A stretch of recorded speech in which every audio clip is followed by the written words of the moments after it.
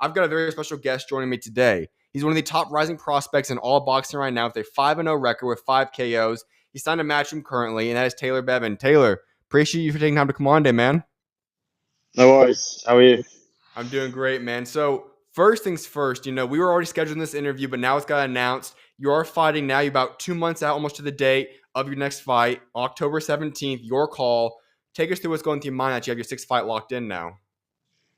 Yeah, just taking it pretty steady at the moment. To be honest, it's too early to get into camp, so I'm just ticking over, sort of planning my camp out, how it's going to go with the spine and stuff. I'll probably get into camp start of September then, and be full steam ahead. Now, it's been quite the past year for yourself, and we'll touch more on it a little bit, though. But coming up in November, it's going to be your 1-year anniversary of turning pro, signing with Matchroom. And since that point, you already have 5 fights down, 5 KOs. You're going to be having your 6th fight in that time span. How has this first year as a pro gone for yourself? Yeah, it couldn't have gone much better, to be honest. I'm very grateful to Matchroom for looking after me and keeping me so active, because I think that's so important for young fighters like myself.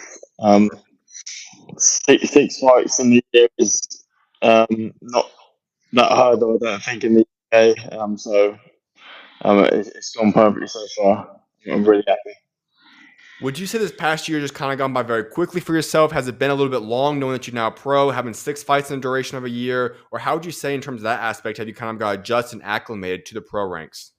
I'd say the last year's flown by, to be honest, because I've been in camp a lot of the time. I haven't really had much time off. Right. Each fight, I've had a new date to work towards. And, um, yeah, I've sort of had a 6-week camp, maybe a week or two off between fights, and then got straight back into training. So it's flown by. In regards to the training aspect, obviously in amateurs, you fight much more often, more frequently than pro ranks, but still it's different because for a pro ranks, obviously you're preparing for much longer time, 6-8 week training camp, whatever it might be. However, you got acclimated on that aspect. Has that been an easy transition for yourself, or how would you say the transition in that regard's been? It's been quite a comfortable transition, to be honest, because I've stayed with one of my amateur coaches, Colin Jones. It's been quite a smooth transition. I'm finding it actually easier than the amateurs at the moment, because it's a bit more structured. It's one fight. You have a proper training camp to build up to that fight. Right. At the moment, the level of opposition is a little bit lower than what it was at that international level. So the camps are the tough bits at the moment, but the structure is something I prefer. Now, overall, in terms of just everything, I know you kind of talk about the structure, you prefer that aspect. Do you like the amateur ranks more? Do you like the pro ranks in terms of the whole package, everything that comes with being a pro, everything that comes with being an amateur? Which one do you prefer at this point in time?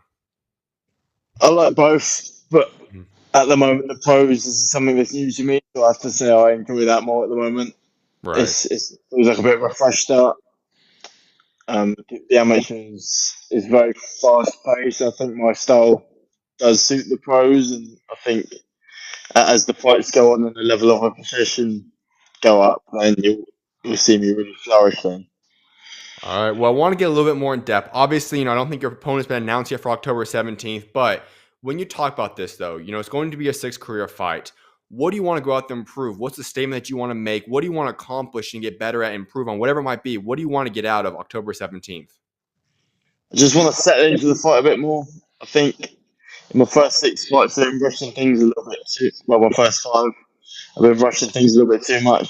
I want to go in there, settle into the fight, and really show the skills that I have, and just really show the fans what I'm about, rather than just go in there and try and blast my opponent out of there. And that is a huge thing. I know it's been a big talking point this past week for Mosey Toma, obviously another British guy out there who obviously he can't seem to get too many rounds underneath his belt. For yourself, your most recent fight, it was the longest fight you've had, but still only lasted a couple of rounds. Is the goal for yourself to start being able to add on more rounds underneath your belt, or is it okay with you going out there and still just getting the early KOs? I think those early KOs are very important at the start of your career, because it gets a lot of attraction, and that's what fans want to see. But it's important to get the rounds in as well. I think as the level of opposition goes up, I'll have to adjust my sort of game plan a little bit. I won't just really go in there and pass people out. So, um, yeah, I think it's just up to me taking my time a little bit more, setting shots up rather than just going all full steam ahead. Like, you look at someone like Moses this weekend, he just blasted them way out there. He did it in a very technical way. Like, a lot of thought went into it. Absolutely. Now, I do want to ask you a couple of questions because on the card is a couple of big British fights going down. I just want to know your prediction on that one. Obviously, the main event for that fight card, your call, will be Conway versus Lidard. A very intriguing fight from my eyes. What do you think is going to happen in that fight? Who do you have to win in that fight? Yeah, like you said, it's a very close fight. I haven't watched loads of either opponent, but I think probably George Lydon, the younger and fresher fighter, he probably is going to want it more as the challenger. So yeah, that'd be my prediction. All right. Well, Taylor, I want people to get to know your story a little bit more because as you start to grow into the pro ranks, more and more people are learning your name. So I want people to get to know how you become the guy that you are today. And so let's head back now. You're obviously from the UK, but you grew up in a family that is very well known in the sports world. Your brother's obviously a professional footballer. Your dad's been involved with the boxing world, so on and so forth. Walk us through that aspect. What was it like just growing up such a competitive family in terms of sports? Yeah, my dad's played a massive part in both of mine and my brother's careers. I don't think either of us would be where we are now without him. Mm. Yeah, I don't know how I've grown up isn't any different to any other household because it's the life I've lived. He's always encouraged us to sort of follow our dreams, and we've both done that. And thankfully, it's worked out. And touch wood, at the moment, everything's going really well. So I can't thank him enough for the work he's put into both of us. Yeah, my brother's been injured for a few years, but he should be back playing this season, and I'm looking forward to watching him and going and supporting him as well, the way he's done with my boxing career. When you talk about a brother, obviously different sports from each other, but still, both guys have the aspects of, and the desire to be professional athletes in their respective sports. Both guys have been successful in that so far. But when you talk about that, what was it like growing up with him, just being able to push you guys' selves to want to be the best version possible? Yeah, we've sort of been on different paths, really. So um, it's more of he's inspired me. When I go and watch him play football, it's more of an inspiration rather than a competitiveness against him. I think if we were in doing the same sport, obviously you'd share around sparring with each other and it'd be a lot more competitive. But Right. because we're in separate sports, I think I just want the best for him and I want him to go as far as he can in his respective sport. Um, yeah, it inspires me watching him play football, and I hope I do the same for him when he comes and watch me box. Now, I do have to ask this question because I know that there was a matchroom documentary on yourself a little bit ago. I think it was 3 or 4 weeks ago. Yeah. And your brother and you were both sparring. Obviously, it was a lot more playful. But have you guys ever actually sparred to any extent, whether it be on or off cameras? No, not probably. Just little mess about spars like it was the other day. Right. I found it quite funny because we got a bit of stick on social media and stuff about which one's the boxer because neither of them can fight. I found it quite funny, but I literally just got off holiday. It was only a little mess about, but he can handle himself pretty well. He, I think if he'd gone down the path of being a boxer, then he definitely could have turned out to be a good one. But no, we've never sparred properly. It's always just been playful things like you saw the other day on the Matchroom documentary. All right. Well, how about for yourself? What brought you into boxing? How did you start the sport? Was it always a sport you loved growing up, or what got you into boxing? I think like any young boy, you just try all different sports when you're younger. Right. I did a bit of athletics. I played football to a half decent level as well. My dad used to box, so that's where the interest sort of came from. We used to go down the gym when we were younger. I used to watch him training, so that's where the interest came from to start with. He then took me down there, started coaching at the time I started training, and it got to the point where you sort of pick which sport you want to take a bit more seriously. And bo- boxing was just something I loved more than football or athletics or any other the other sports I tried. So I pursued that, and thankfully it's turned out to a career. Not many people follow their dreams, and I'm glad that I did, because at the moment it's paying off, and I'm living the life for a professional boxer, and I couldn't have asked for much more. When you look back at that point when you really settled into boxing, what was it about the sport? Why is boxing that appealed so much to you as opposed to the other sports? I don't know, because it is such a hard sport, and Right. I think every boxer asks themselves sometimes, like, what do I love about this sport? And I think it's hard to pin down one thing in particular. I love the competitive aspect of it. I love the training. I love the disciplines of boxing. Mm. I think it's just the lifestyle as a whole that I like. Boxing gives you so much to take into life in general, and teaches you so much. I think that's the main thing for me. It's just boxing as a whole I love. Football, I was pretty good at football. I did enjoy it, but it was more of an activity to do with my mates rather than a career to pursue. Also with boxing, because it is an individual sport, it's everything's on your shoulders. Whereas football, I did get frustrated at times when, let's say, I'd have a good match and we'd still lose the game because there's 10 other players Right. on the field. Whereas boxing, if you don't perform, then you're not going to get results. But if you are performing, then the results show, and then that's all down to you. That's your success, and it's your failure at the same time. So I think I like that individual aspect of it as well. When would you say it clicked for yourself and you realized, you know what, this is a sport that I can pursue and become a pro in? I can actually be very good in this. I have a future in the sport. When did that click for yourself? I started training full time in boxing when I was, say, 17. I got onto the Welsh full time program to start working towards the Commonwealth Games. Um, I always took boxing very seriously since I've been young. I always got up for runs before school and always had a healthy diet. So I've always taken it very seriously, but started training full time about 17. I think when I got on the GB boxing program then and started working towards the Olympics, that's when I thought this could potentially be a career that lasts a long time. And yeah, something I could go all the way in, basically.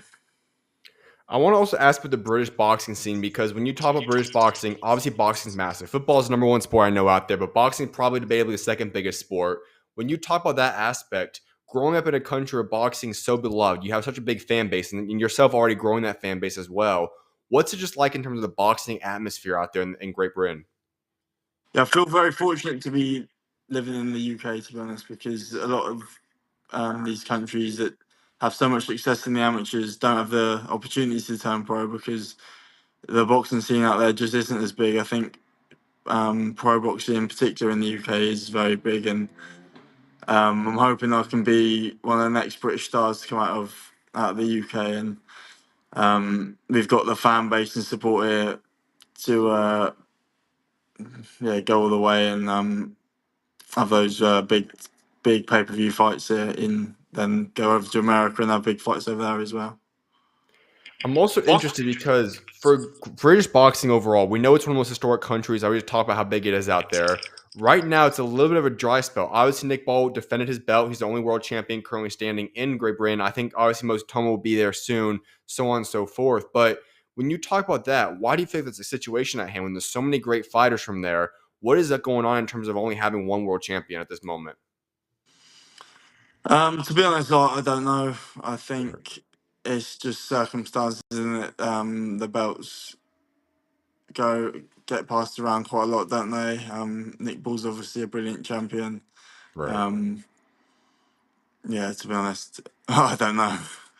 How much does it inspire you knowing that you could be the next guy up there? Obviously, we're talking multiple years down the road, but in the future, to become a guy that has that belt, represents Britain on the worldwide stage, what would that mean to you? Yeah, I mean everything to me. It's obviously one step at a time, and it's not something I really considered until I turned pro. Was the potential of winning the world title, and now that I've started my pro career, I do truly believe I can do that. And yeah, like you said, there's only the one the world champion in the UK at the moment, so it'd be a massive thing to go on and do that. So yeah, that's the main objective. But like I said, it's one step at a time. I want to work my way up slowly, and I'm only 24, so I've got a long career ahead of me, and it's all about timing in pro boxing. When you look at the British scene today, I think the most obvious one that we're going to have is obviously Crocker Donovan's fighting each other on November or right before the September 13th, I believe the date is. That's going to be the obvious next answer there. But outside of those two guys, who are some other guys that you feel like are very close to becoming world champions from Britain? I've done that my weight. Um, I don't know. Moses Tomb is the obvious one, isn't he? But with Usyk holding all the Correct. belts, um, I've seen Turkel Shaker has been calling for that fight, but whether it's the right timing for Moses, I think he's still young as well. So, do you want to rush him into a fight against someone who's going to be an all-time great like Usyk Exactly. is? So, yeah, I don't know who the next one will be. There's so many great names out there, and I think at domestic level, British boxing is very big at the moment. So I think it's only a matter of time before people work their way up and are competing for world titles again. Absolutely. Let's hop back into your amateur career. Just to highlight a couple things. You won silver medal in the men's light heavyweight category of the 2022 Commonwealth Games. You accomplished so much great things in your amateur run. When you reflect back on that point in your life, what would you say was your favorite memory from your amateur career? I'd say my best memory was that Commonwealth Games silver medal. The Okay. event as a whole was really well run, and I enjoyed the whole setup.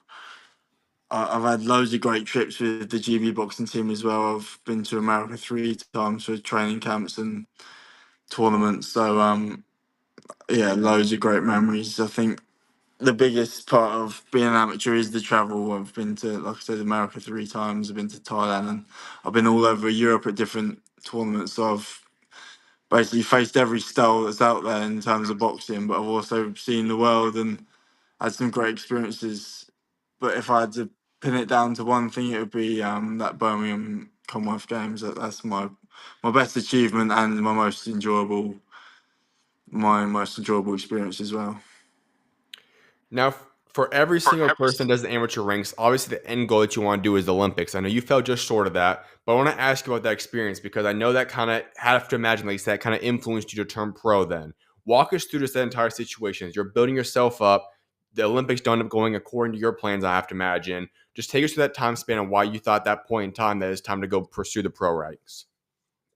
Yeah, I do believe I had the ability to go to the Olympic Games. I just feel like I was unlucky at some of the qualifiers. The timing of some of them didn't fall right, and didn't few disappointing performances or decisions. But I feel like last year was the right time to turn pro because of the age I was at, 24. I'd had over 100 amateur fights. I gained loads of experiences. I didn't want to leave it too late to turn pro. I could have stayed on for the next Olympics in 4 years' time, but it's just too long of a wait for me. I feel like I'd gained enough experience, and to be honest, turning pro was something I had aspirations to do since I was a kid. Since I started boxing, I've always watched pro boxing. It's only a few years ago that I sort of considered the Olympics as an opportunity that I'd like to pursue, and obviously that didn't work out. So rather than wait another 4 years, I thought last year was a good time to do it, and then I can really take my time in the pros rather than try and go to the Olympics with no guarantee of going and then having to rush my pro career when it comes to it. So you'd say all along then the main goal for yourself was go pro. You want to become a pro as opposed to even Olympics. That's kind of helped you in that decision then. Yeah, I'd say I had more aspirations of turning pro than going to the Olympics throughout Okay. my whole boxing career. Like I said, when I was younger, I used to watch pro boxing. I didn't really know many Olympians. Once I got onto the Wales international team and then eventually GB, then I started focusing my attention on the Olympics, and I did give it 100% to try and go there, but it just didn't work out, and I've got no regrets about turning pro now. All right, well, let's hop into your pro career now. You obviously turned pro. November is when you officially announced that you signed a long-term promotional deal with Eddie Hearn's Matchroom. That's where you are today. But take us through that process because I know that you being a top-ranked amateur, a lot of people knew who you were, especially out there in the UK. Why did Matchroom end up kind of separating themselves and being in the group that you really wanted to go with? Matchroom for me was the the leading promoter in the UK. I've always watched matchroom shows. I think they're the most well run. I think Eddie Hearn's a great promoter. He comes across so well. Mhm. He's sort of icon in himself in terms of publicity and stuff. Everyone knows who Eddie Hearn is.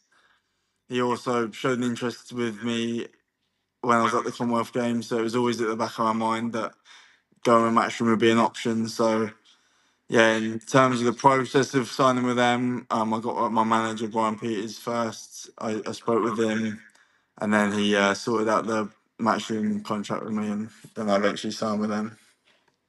As you've gone through these discussions with Eddie Hearn and Matchroom, and you talk about your future, as we talked about, you're 24 years old, you have a bright future, great start so far, 6 upcoming fight on October 17th now.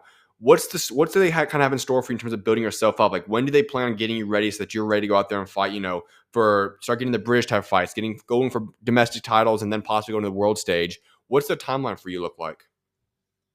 To be honest, I'm not 100% myself. I Okay. just take it one fight at a time. I leave it down to them. I've got faith in Matchroom and my management team of the decisions they make. I think my level of opposition will slowly step up each fight and start going through the rounds and gaining more experience. But I think the next couple of years I'll start pushing for those titles, whether it's British or British level, Commonwealth, European. I'll leave that down to them, and then we'll push on to world titles from there. So if I were to ask you just for your own personal evaluation, like you said, obviously it's in the hands of Eddie Hearn and Matchroom, Frank Smith, all those guys. But for yourself, do you feel like, another year of just getting a lot of reps underneath your belt, getting a lot of fights, getting rounds underneath your belt, is that kind of what you're looking for? And then hypothetically, let's say 2027, could that be the year we more look forward to for you guys competing for those belts? Yeah, I think so. Especially if I carry on boxing at the sort of frequency I am now. I think yeah, by the time 2027 comes about, I think I'll be in a position to fight for those sort of titles. Like I said before, it's a lot of timing in pro boxing, who's got the titles, like where they're at in their career, and it's down to my management team to pick those fights. But yeah, I think if I keep boxing at the frequency I am, 6 fights a year, that would be perfect. And by 2027, I think I'll be ready to fight anyone, to be honest. If it was up to me, I'd fight anyone now, but uh, that's not how it works. Right. If you were, like you said, obviously you think you're ready to go right now, and that's obviously smart. That's why you have people around you as well to kind of make sure you're on the right path. But if you were to look at yourself, what are the things that you want to improve on so that, when 2027 rolls around, you're ready to compete with anybody? What things you want to get better at and improve on? Just like I said before, settling into fights, not rushing things. Hmm. I've always had a good engine on me, so I can always go through the gears. But when you start boxing over 12 rounds, it's about pacing yourself properly and setting things up for later in the fight rather than just going full steam ahead, because boxers are too smart for that these days. And um, yeah, just putting more thought into things rather than just going in there and blasting people out. I want to properly show what I'm about and show the skills that I do have in my repertoire. Okay, so you're super middleweight right now. It's 168 pounds. When you talk about that weight class, obviously there's not a lot of great British guys currently. Hamza Shiraz is the biggest one I'd say right now. It's obviously Mm. competing. I think he has a shot at becoming world champion, especially post Canelo era. But when you look at that, is that the weight class that you plan on settling in at, competing at, or do you see yourself moving up to light heavyweight, maybe even cruiserweight in the future? Like, where do you see yourself possibly going in the future? Yeah, it all depends on what direction my career goes in. But at the moment, I'm making super middleweight really comfortably, so Okay. I'm definitely going to be here for a little while. I could potentially see myself moving to light heavyweight in the future if I fill out a little bit, and this depends how my body develops as I get older. But I think cruiserweight would be a push. But yeah, Yeah. light heavyweight, I definitely fill out into. All right. Well, I want to ask a couple more things before I let you go, Taylor. And one of those things is this. We talk about the fan base in the UK as a whole, but you specifically, we've seen a massive fan base show out in support of yourself every single fight. I want to ask about that. Just take us through what that means to you, seeing those people represent you and support you at each and every single one of your fights. Yeah, it's unbelievable. To be honest, for my debut, I just completely forgot about how many people had bought tickets, and when I was walking out, I could hear them all cheering and how much noise they were making, and it was unbelievable. It was a special moment for me. it means everything to me having all the support of these fights, because people are spending their hard-earned money to come and support my career, and it gives me a lot of motivation when I'm training, and gives me that extra bit of push when times are getting hard and the camp's getting tough. But yeah, my last fight I had hundreds of people come to watch, and this one's going to be a little bit different at York Hall because it's such a small venue. But I'm still looking forward to a brilliant atmosphere in there, and my mates always make a lot of noise, so it's going to be an amazing atmosphere, and looking forward to another good night there. Absolutely. Well, Taylor, I've got one final question for you. And it's the question I like wrapping up every interview with, is talking about your legacy. Obviously, you're just getting started in your career. You got a long, long way to go. But when that day does come in many, many years that you just had to step away from boxing, what do you want your legacy to be for what you have accomplished both inside and outside of the ring? I think outside the ring, I just want to be known as someone, as a good person, someone that does the right thing in life. Inside the ring, someone that just gives 100%. Yeah, I don't think too much about the legacy I want to leave. I want to have a long, successful career, and I want to feel my potential as much as I can. I don't want to. I don't want to sort of not give 100% and not get to where I can get to. I want to reach my potential and be known as someone that's, yeah, gives 100% in life and in the ring. I love that. Well, Taylor, I appreciate you for taking time to come on today. I cannot wait to see what God's got in store for you. And best of luck in a couple months when you return to the ring. Thank you very much. Great to meet you. Absolutely, Taylor. You're always welcome on, man. God bless. Thank you.